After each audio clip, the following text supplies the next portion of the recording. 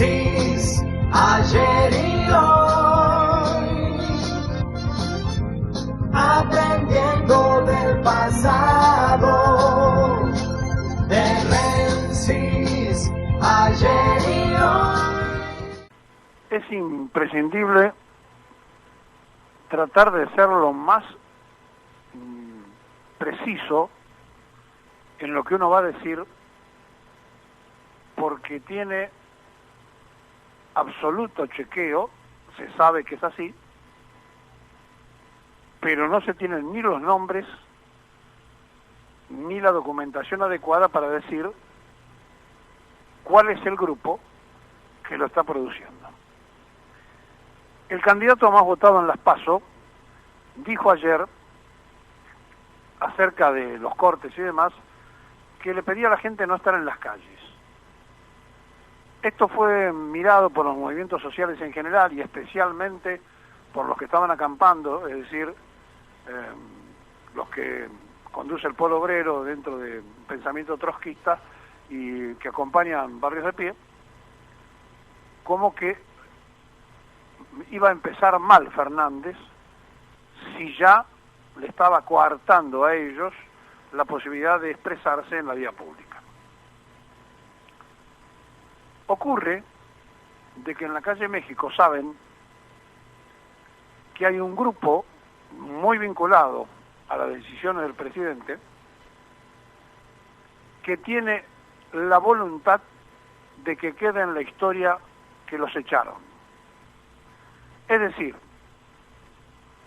sabedores de la derrota que se avecina el 27 de octubre y el riesgo incluso de perder en segunda vuelta en noviembre la ciudad de Buenos Aires, algunos, no son la mayoría por suerte, algunos de ese círculo que lo rodea dicen que lo mejor que podría ocurrir es que una situación anormal provoque la salida del gobierno y que entonces quede grabado en la historia que otro gobierno no peronista no pudo terminar. Es evidente que cuando se aferró con tanta desesperación Mauricio Macri a echarle la culpa al pueblo como había votado, y a las medidas que posteriormente se tomaron, hay situaciones que no trascienden, que son paralelas a las cosas que se difunden todos los días, pero que crean una crisis. Mientras algunos preparan ya las valijas, mientras otros están viendo de no perder la ciudad de Buenos Aires para refugiarse allí, otros saben que está terminada la batalla y algunos pretenden que, si es así, se hagan cargo lo antes posible, pero que quede el antecedente que los echaron. Por eso pide prudencia el candidato, porque tiene información. Y porque además, repito, es muy delicado esto que estoy diciendo, porque además la locura que invade a algunos no tiene ni siquiera un punto y seguido. Hay quienes están dispuestos absolutamente a todo. La diputada nacional que dijo que de Olivos los iban a sacar muertos, ayer no fue a la sesión de diputados. Carrió consideró que no tenía que ir a votar la emergencia alimentaria y no estuvo sentada en su banca. Repito, la que dijo que los van a sacar muertos de Olivos. Uno de los más racionales en el gobierno, Frigerio, que hace todos los esfuerzos posibles para que se entregue de la forma más normal el 10 de diciembre al nuevo presidente y se trate de evitar la mayor catástrofe, le dijo al presidente: yo lo quiero acompañar a la CULSA al Fondo Monetario, porque ya el fondo les ha dicho que no viene la partida de los 5.400 millones. Y aquellos que están en lo que anteriormente les marqué fueron los que apuraron el acuerdo militar con China como para que le llegara un mensaje a Trump y evidentemente de esta forma complicar todo mucho más. Por eso Alberto Fernández dijo, no estén en las calles. Es una expresión que a lo mejor necesitaba más explicación, pero él no puede estar explicándole a los 44 millones de argentinos esto que está diciendo este periodista, porque además sería mucho más grave para la economía nacional. Cuidado con lo que están planificando, por suerte, repito, un grupo minoritario del gobierno, de que se pudra todo, para decirlo textualmente, así queda como que los echaron. Y acá puede ser después que haya grupos funcionales a esto, por aquella vieja frase de que la derecha es funcional a la izquierda y la izquierda es funcional a la derecha, y que sectores de la ultraizquierda que buscan un sentido electoralista no se den cuenta de esto, no tengan la información de esto o no les importe. Y del otro lado lo mismo. Dejalos que hagan toda la protesta posible, no arreglemos nada, no le demos ninguna solución ni los atendamos, cosa de que perdure la protesta y perdure la cuestión social. Por eso un dirigente decía que iban a ir a los supermercados. Cuidado con esto. Porque cuando Alfonsín entró en crisis, ya estaba elegido Menem. Pero ahora no hay quien esté elegido. Y le voy a contar una historia de la familia Pinedo, que tiene mucho que ver en esta situación. Porque hay un Pinedo que es legislador y es kirchnerista. Y hay otro Pinedo que es senador y que es macrista. Son hermanos. Ambos son bisnietos del famoso Federico Pinedo, 2 veces ministro de Economía de Justo en adelante.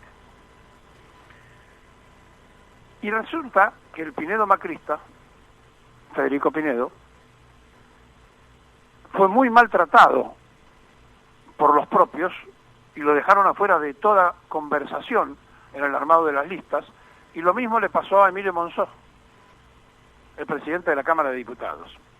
Entonces, este grupo minoritario que tenía el proyecto dice renuncia al presidente, renuncia a la vicepresidenta, renuncia el responsable de la Cámara, de la otra Cámara y a la Asamblea Legislativa, y entonces obligamos, se les cayó, porque tanto Pinedo como Monzó dejaron que se sepa que cualquier eventualidad ellos garantizan la fecha de las elecciones.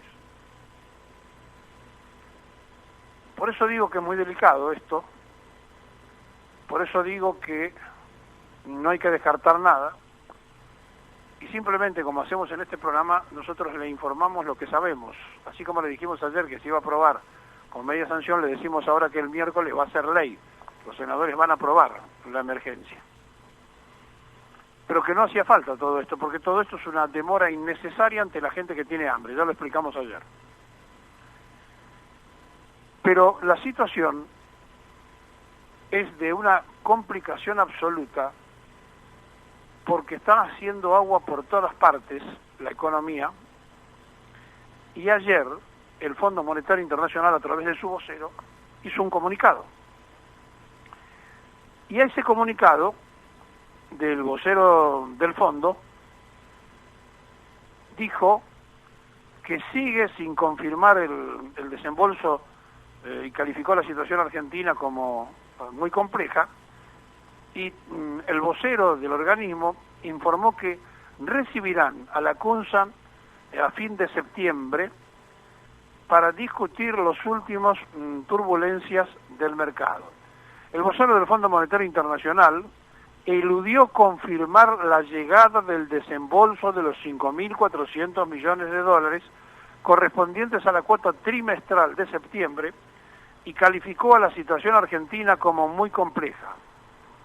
Se va a evaluar la situación presente y los próximos pasos, las deliberaciones continuarán. Reconocemos que la situación del mercado es muy compleja y hay incertidumbre respecto al futuro. Sabemos que esto torna difícil la situación, indicó Jerry Rees, que es el vocero del FMI. en su clásica conferencia de prensa, informó que recibirán al ministro argentino y lo que le acabamos de decir. Desde mediados de agosto, Argentina tuvo un nuevo golpe de confianza.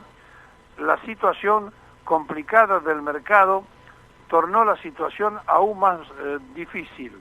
Entonces, ese será el principal tema cuando venga el ministro a finales de mes, agregó el vocero, cuyas únicas palabras de apoyo al país fueron que seguirán comprometidos a trabajar con Argentina, a diferencia de los múltiples elogios en ocasiones pasadas, ¿no?, que se daban al prófugo ministro de Hacienda, Nicolás Dujovne, de la ya no existente más, Christine Lagarde.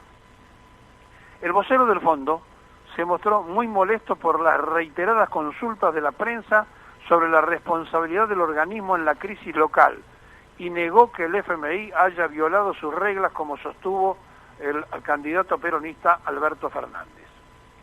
Las autoridades argentinas se acercaron al fondo en el verano pasado del hemisferio norte porque habían pasado por un shock muy desestabilizador. Con el apoyo del programa del Fondo Monetario integraron y lograron reducir el déficit de cuenta corriente y el déficit fiscal, que eran dos elementos muy importantes de vulnerabilidad. La situación, no obstante, siguió siendo sumamente difícil, ya que el nivel de inflación sigue siendo muy elevado, y eso hizo incrementar los niveles de pobreza y la actividad económica disminuyó, justificó el vocero del FMI, como si todo esto no fuera consecuencia de las medidas que piden ellos y de las que habían tomado, ¿no? Por otro lado, Riz destacó que el board del organismo se juntará con Christine Georgieva, la candidata a reemplazar a Lagarde, la semana próxima para terminar el proceso de sucesión para que el 4 de octubre, más tardar, tengan nueva gerente. Finalmente surgió que el próximo informe de perspectivas económicas globales reflejará un ajuste a la baja del ritmo de la actividad mundial, el incremento, dice el informe, de la situación que se va a ir complicando con algunas economías mundiales y hace otras consideraciones. Bien, ¿qué quiere decir el Fondo Monetario? Que se tienen que cubrir, porque cuando Fernández le dijo, ustedes son responsables de lo que están haciendo porque le están prestando a un presidente y le están dando gran parte de todo ese crédito a un gobierno que está saliendo para que pueda llegar a terminar su mandato, y ustedes son cómplices de esta situación. Bueno, entonces eso se lo preguntan los periodistas allá y él trata de alguna manera de desmentir. Ahora, en el día de ayer hubo una situación legal también en torno a esto que estamos hablando, que demuestra cómo se hace todo a escondidas y cómo es difícil tener datos permanentemente de lo que está pasando con la economía argentina, es decir, lo que pasa con el dinero de todos nosotros y con la suerte y el futuro de todos nosotros. Y frente a esto, hay situaciones como la que ocurrió en el día de ayer, donde la justicia ordenó al gobierno de Macri entregar información sobre el endeudamiento con el FMI. El fallo se da en paralelo con la investigación de distintas causas en la que se acusa al gobierno de Cambiemos de haber incumplido procedimientos administrativos y legales, por eso lo acusa Fernández, en la toma de la deuda por más de 57.000 millones de dólares. La Sala 3 de la Cámara de lo Contencioso Administrativo Federal ordenó ayer al gobierno de Mauricio Macri brindar información pública sobre los dos créditos stand-by acordados con el Fondo Monetario Internacional en el año 2018. El fallo, que lleva la firma de los jueces Jorge Argento, Sergio Fernández y Carlos Greco, se da en el marco de la causa iniciada por Eduardo Codiani, miembro del Centro de Estudios de la Integración Financiera, que tuvo que acudir a la justicia para acceder a la información sobre el crédito acordado en el año 2018 con el FMI. El expediente se radicó ante el Juzgado Contencioso Administrativo Federal número 10, subrogado por el juez Esteban Furnari, quien desestimó la demanda por entender que el Poder Ejecutivo había dado respuesta a la información al pedido de Codani, pero resulta que eran cuestiones evasivas.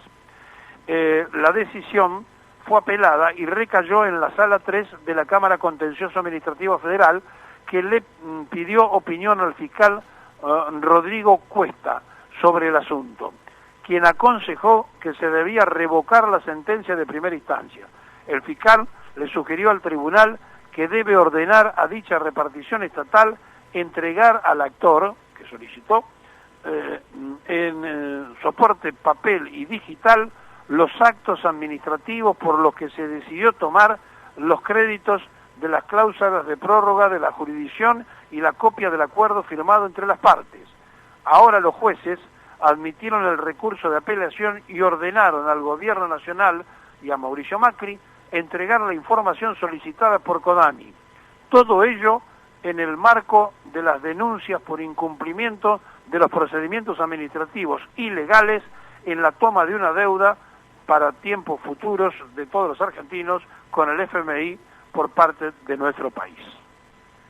Como se ve, estamos en una situación crítica por las cosas que han hecho, y esa minoría que está dentro del gobierno pretende buscar una excusa para irse.